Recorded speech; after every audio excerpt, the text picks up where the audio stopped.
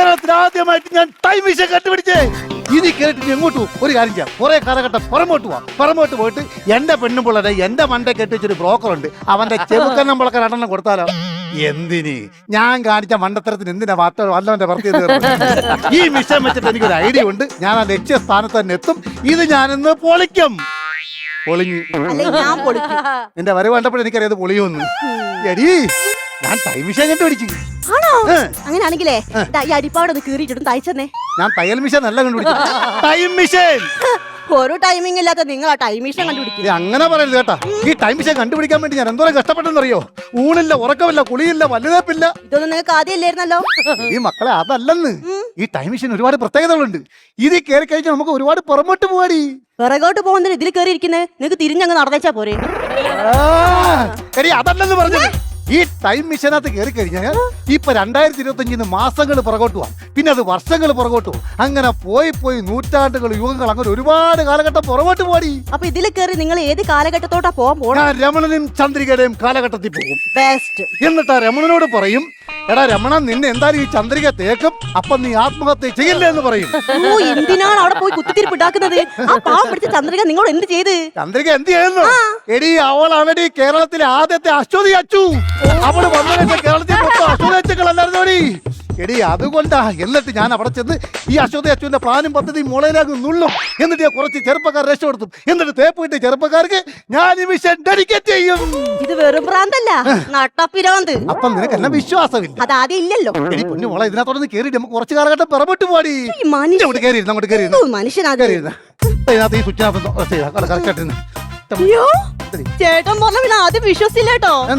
ഇപ്പൊ ഞാൻ കണ്ടേ എന്റെ മണിയമ്മാമ ജനിച്ച ദിവസം ആ സ്ഥലത്തെത്തി ഞാൻ. അതിനെങ്ങനെ മനസ്സിലായി? അതുകൊണ്ട് മണിയമ്മാമ ഉടുതൊടി പോലാതെ ഇരിക്കുന്നേ. അതിന് ഞാൻ ഈ നിമിഷം വരെ ഈ മിഷൻ ഓണാക്കില്ലല്ലേ. അത് മണിയമ്മാമ ജനിച്ച വർഷമല്ല, നിന്റെ മണിയമ്മാമ ആടിച്ച് സെറ്റായിട്ട് തുണിയില്ല. പോവേ അവിടുന്ന്. നീ പിടിച്ചിരുന്ന സ്റ്റാർട്ട് ചെയ്യാൻ പാടില്ല. 3, 2, 1 സ്റ്റാർട്ട്. മനുഷ്യ 1, 2, 3 അങ്ങനെ പറ. ഞങ്ങൾ ശാസ്ത്രജ്ഞന്മാർ തലതിരിച്ചാണ് നിന്നത്. ഓ തലതിരിഞ്ഞവർ അങ്ങനെ തന്നെ. നീ പിടിച്ചിരുന്നു. 3, 2, 1 റെഡി. ആദ്യം നമ്മൾ പോകുന്ന വഴിക്കോ മൂട് മാറ്റല്ലേ. ലിപ്സ്റ്റിക് എടി മാസ്ക് ഇട്ടേ നീ കാണത്തില്ല. എടി നമ്മുടെ 2021 കൊറോണ കാലഘട്ടത്തിലോട്ട് പോയി മാസ്ക് എടിയേ. കൊറോണ കാലഘട്ടം കഴിഞ്ഞു. സത്യം പറഞ്ഞ ഈ കൊറോണ കാലഘട്ടത്തിൽ നമ്മൾ എന്തെല്ലാം ബുദ്ധിമുട്ടുകൾ അനുഭവിച്ചില്ലടി. അതിൽ കൂടുതൽ നിങ്ങളെ മണ്ടത്തരങ്ങളും. ഞാനെന്താ മണ്ടത്തരം കാണിച്ചു? ലോക്ക്ഡൌൺ സമയത്ത് എല്ലാരും നിന്നെടുത്ത് തന്നെ തുടരുന്ന് പറഞ്ഞപ്പോ നിങ്ങൾ എന്താ ചെയ്ത്? ബാത്റൂമിൽ ഇരുന്ന നിങ്ങള് 3 ദിവസമാണ് നിപ്പ് നിന്നപ്പോഴല്ലേ ഈ മെസ്സേജ് വന്നത്. ആ മെസ്സേജ് വന്നോണ്ട് മാത്രമൊന്നുമല്ല, നിങ്ങൾ അല്ലെങ്കിൽ ഫുൾ ടൈം ബാത്റൂമിലാ. അല്ലെങ്കിൽ ഈ ബാത്റൂമിൽ ആരിയ്ക്കുന്നു? നീ നിന്റെ കുടുംബക്കാരും ബാത്റൂമിൽ നിന്നായിരിക്കും, പക്ഷെ ഞങ്ങളൊക്കെ ഇരുന്ന അടുത്ത കാലഘട്ടത്തിലോട്ട് പോവേണേ.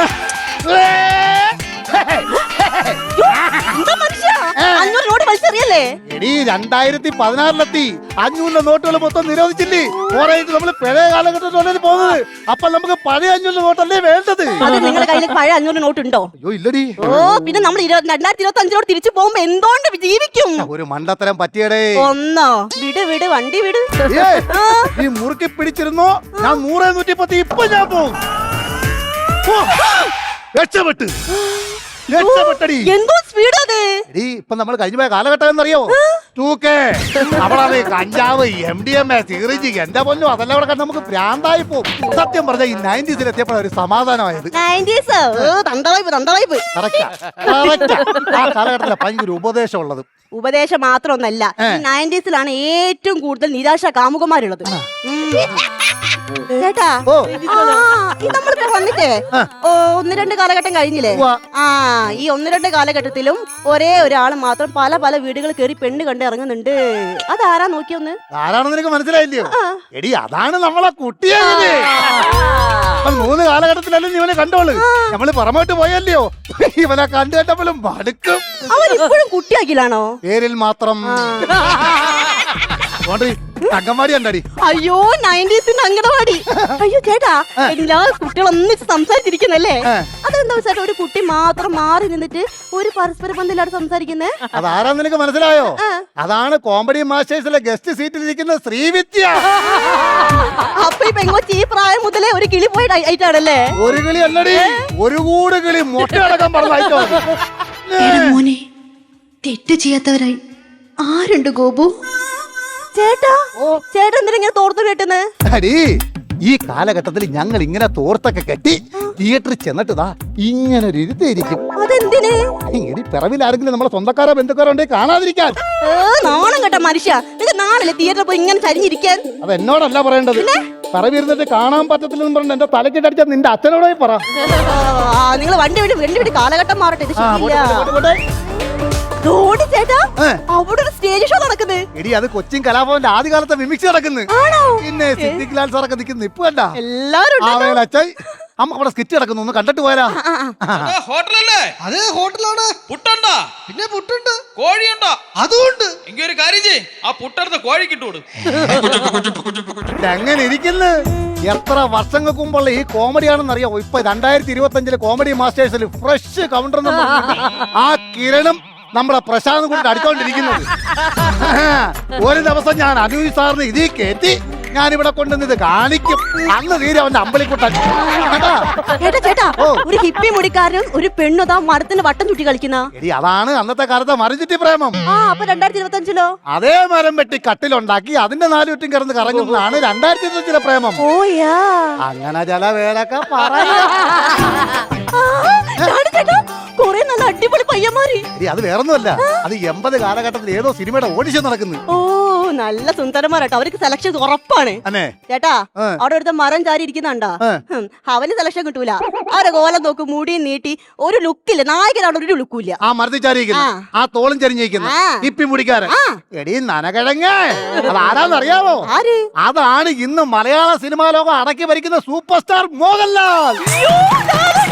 പിന്നെ ലാലേട്ടോട് എനിക്ക് ഒന്നേ പറയാണ്, ലാലേട്ടൻ ഇനി തുടരും. ലാലേട്ടൻ തുടരും. പക്ഷേ നമ്മുടെ ഈ യാത്ര തുടരുന്നു തോന്നില്ല.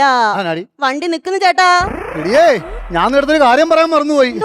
ഇപ്പൊ നമ്മൾ ഇത് കേറിട്ട് എത്ര സമയമായിടി? 6 മിനിറ്റ് കാണും. 6 മിനിറ്റ് ആയോ?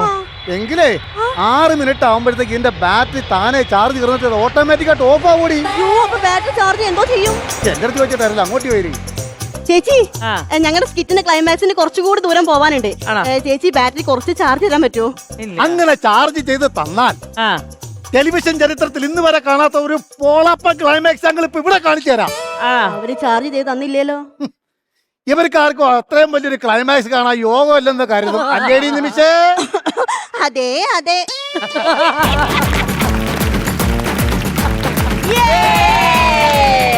ഏതാ പവർ സ്കിറ്റ്, വൻ പവർ ആയിരുന്നു കേട്ടോ. ചേച്ചി ക്ലൈമാക്സ് കണ്ടാ കൊള്ളാന്ന് എനിക്കുണ്ട്. ആണോ? ചേച്ചി ശരി, ചേച്ചി പവർ കാണിക്കാതെ പവർ കൊടുത്തിരുന്നു, നമുക്കൊരു ക്ലൈമാക്സ് കാണായിരുന്നു. അല്ല, വെറുതെ വേണമെങ്കിൽ പറയാലോ. പക്ഷെ ഇവരുടെ ആദ്യം ഉണ്ടോ എന്നുള്ളത് നമുക്കറിയണമല്ലോ. ക്ലൈമാക്സ് പറയണ അത് പറയാൻ പറ്റത്തില്ല. ചാർജ് തന്നു കഴിഞ്ഞാൽ ശർമ്മ, എന്തായാലും എനിക്ക് നിങ്ങൾ ഇത്ര വർഷമായിട്ട് അറിയാം. ഇതാ കുറച്ച് ചാർജ് തന്നു, ഇനി ക്ലൈമാക്സ് കളി. ക്ലൈമാക്സ് പറയട്ടെ. അല്ലേടി നിമിഷേ? ഓ, അപ്പൊ ഇത് തന്നെയായിരുന്നു ക്ലൈമാക്സ്, വേറെ ഇല്ലായിരുന്നു. എങ്ങാനും ചേച്ചി തന്നിട്ട് എന്ത് ചെയ്തേനെ? അല്ല, 3000 രൂപ കട്ട് ചെയ്യണേ. അയ്യോ വേണ്ട. നല്ല സ്കിറ്റ് ആയിരുന്നു അല്ലേ? ശരിക്കും കുറെ പഴയ കാര്യങ്ങള് വീണ്ടും എടുത്ത് പറഞ്ഞ പോലെ ഉണ്ടായിരുന്നു. പക്ഷെ അതിൽ എത്രത്തോളം ജോക്ക് ഉണ്ടായിരുന്നു എന്നുള്ളത് നിങ്ങൾ എങ്ങനെ തോന്നി? ഒരുപാട് ചിരിക്കാനുള്ള സംഭവങ്ങൾ ഉണ്ടായിരുന്നോ, അതോ പഴയ ഓർമ്മകളിലേക്ക് പോയ പോലെയാണോ തോന്നിച്ചത്? പഴയ ഓർമ്മകളിലേക്ക് പോയ പോലെ തോന്നിയത്. പിന്നെ മറ്റുള്ളവരെ ചിരിപ്പിക്കുക എന്ന് പറഞ്ഞാൽ വലിയ ബുദ്ധിമുട്ടുള്ള ഒരു കാര്യമാണ്. കരയിക്കാനാണെങ്കിൽ നമുക്ക് എളുപ്പമാണ്. ഒരു സ്കിറ്റൊക്കെ ലൈവായിട്ട് കാണുന്നത് ഇപ്പോഴാണ്. നന്നായിരുന്നു. ശരി, അപ്പൊ ബാറ്ററി എത്രത്തോളം ചാർജ് കയറിയിട്ടുണ്ടെന്നുള്ളത് നമുക്ക് ആദ്യം നോക്കാം. ഓക്കെ, യാ.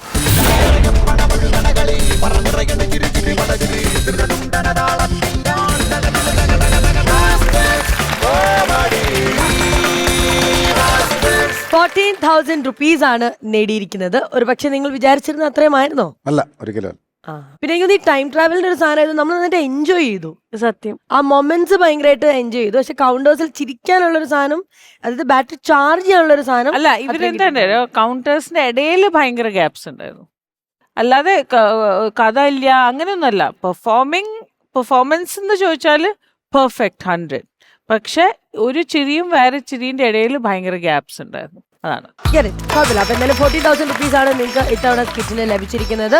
ശരി, അപ്പൊ ചേച്ചി ആ 14,000 ഒന്ന് ട്രാൻസ്ഫർ ചെയ്താവോ? 14,000 മുഴങ്ങട്ടെ ആ സൗണ്ട്. ആ സാറ്റിസ്ഫാക്ഷൻ ലെവൽ കിട്ടിയല്ലോ. 14,000 റുപ്പീസ് അക്കൗണ്ടിലൊന്നാണ്. ശരി, അപ്പൊ എന്തായാലും അടുത്ത തവണ ഇനിയും ചിരിപ്പിക്കാനുള്ള പവർഫുൾ ജോക്സുമായിട്ട് തിരിച്ചു വരാം. All the very best.